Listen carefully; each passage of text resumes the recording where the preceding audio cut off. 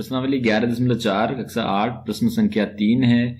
एक ऐसे घनाभ की ऊंचाई ज्ञात कीजिए जिसके आधार का क्षेत्रफल 180 वर्ग सेंटीमीटर यानी कि सेंटीमीटर स्क्वायर है और जिसका आयतन 900 घन सेंटीमीटर है। तो हमको पता है घनाभ का आयतन जो है वो क्या होता है, L गुणा B गुणा H, या आधार का क्षेत्रफल, लंबाई गुणा चौड़ाई क्या है, आधार का क्षेत्रफल। तो हम लिखते हैं घनाभ का आयतन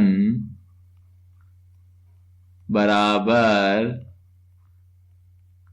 क्या हो गया, लंबाई गुणा चौड़ाई गुणा ऊंचाई, यानी कि L गुणा B गुणा H, L for length, B for breadth, H for height.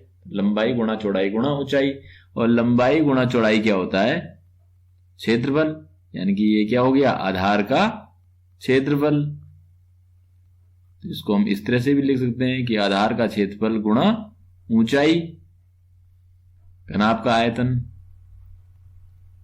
तो घनाभ का आयतन यहां पर दिया हुआ है, आधार का क्षेत्रफल भी दिया हुआ है। घनाभ का आयतन कितना दिया है, 900 घन सेंटीमीटर, 900। आधार का क्षेत्रफल कितना दिया है, 180 वर्ग सेंटीमीटर, ये गुणा H ऊंचाई। तो H का मान ज्ञात करेंगे। हमने रैखिक समीकरण को हल करना सीखा है, चर पदों को एक तरफ और अचर को दूसरी ओर। तो यहाँ पे गुणा है तो भाग हो जाएगा 900, दूसरी ओर 180, ये नीचे आ गया, 0 से 0, 18 1 जा 18 5 जा, तो ये आ गया ऊंचाई H बराबर 5 सेंटीमीटर। तो यहाँ लिखेंगे उस घनाभ की ऊंचाई H बराबर, जो कि हमने H से लिखी है, बराबर 5 सेंटीमीटर।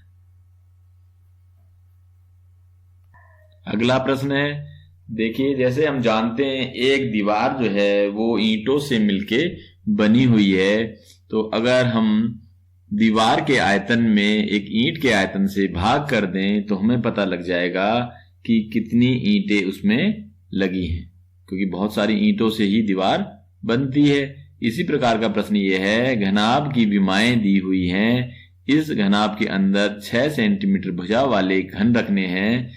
तो यहाँ पे क्या करेंगे, घनाभ के आयतन में इस घन के आयतन से भाग कर देंगे। तो यहाँ पे घनाभ की विमा दी हुई है, ये 60 सेंटीमीटर, 54 सेंटीमीटर और 30 सेंटीमीटर, यानी कि घनाभ की जो लंबाई है वो 60 सेंटीमीटर है। इसको हम लंबाई L से लिखें, और चौड़ाई B बराबर 54 सेंटीमीटर है, और ऊंचाई H बराबर 30 सेंटीमीटर। तो इस क्रम में ले लेते हैं हम। तो घनाभ का आयतन बराबर क्या होगा, हमारे पास सूत्र है लंबाई गुणा चौड़ाई गुणा ऊंचाई। तो घनाभ का आयतन लंबाई गुणा चौड़ाई गुणा ऊंचाई। तो हमेशा प्रश्न को हल करते समय ध्यान रखेंगे विमाएं एक ही मात्रक में होनी चाहिए, सेंटीमीटर में ठीक है, नीचे घन भी सेंटीमीटर में है। तो अगर मीटर में है एक और दूसरा सेंटीमीटर में है तो दोनों मात्रकों को एक जैसा करना होगा। 60 इंटू B कितना है, 54, और H कितना है, 30। तो इनकी गुणा कर देंगे, तो ये 60 और 30 की गुणा कर लें पहले, जो आसानी से हो सकता है। 6 3 18 और 00, और फिर 54 से मल्टीप्लाई, और ये आएगा 97200, और आयतन है तो घन सेंटीमीटर यानी सेंटीमीटर क्यूब। अब इस आकार के घनाभ में हमें रखने हैं घन, बहुत सारे घन। तो बहुत सारे घनों का जो कुल घन होंगे उनका आयतन किसके बराबर होना चाहिए, घनाभ के। तो हम पहले एक घन का आयतन ज्ञात कर लेते हैं। घन का आयतन बराबर क्या है, भुजा की घात 3, या भुजा गुणा भुजा गुणा भुजा, ऐसे भी लिख सकते हैं हम। तो a की घात 3, तो भुजा कितनी है 6, तो 6 की घात 3, इसका मतलब 6 इंटू 6 इंटू 6। तो इनकी मल्टीप्लाई कर देंगे तो ये आ जाएगा 216 घन सेंटीमीटर, सेंटीमीटर क्यूब। तो ये घन का आयतन आ गया। तो ऐसे 216 घन सेंटीमीटर आयतन वाले बहुत सारे घनों को इकट्ठा करना है और घनाभ बनाना है जिसका आयतन इतना है। तो घनों की संख्या बराबर होगा घनों की कुल संख्या बराबर इस घनाभ का आयतन अपॉन घन का आयतन। तो जैसा मैंने बताया कि दीवार के आयतन में एक ईंट के आयतन से भाग करेंगे तो कुल ईंटों की संख्या ज्ञात हो जाएगी।